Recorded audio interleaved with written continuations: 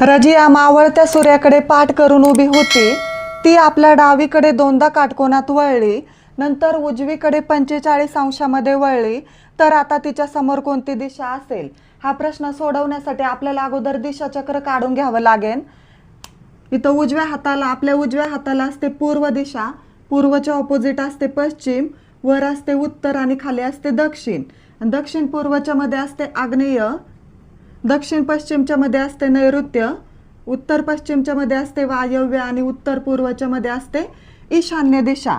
बघा, रजिया मावळत्या सूर्याकडे पाठ करून उभी होती, म्हणजे रजिया अशी उभी होती, तिची पाठ पश्चिमेला होती. मग तिची पाठ पश्चिमेला होती म्हटल्यानंतर तिचं तोंड पूर्वेला होतं आणि ती आपल्या डावीकडे दोनदा काटकोनात वळली.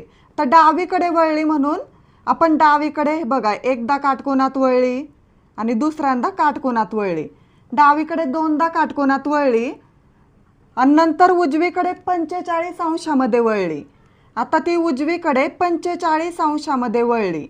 मग इथं तिच्या समोर कोणती दिशा आहे? तर वायव्य दिशा आहे. वायव्य. Option number 2 is correct answer.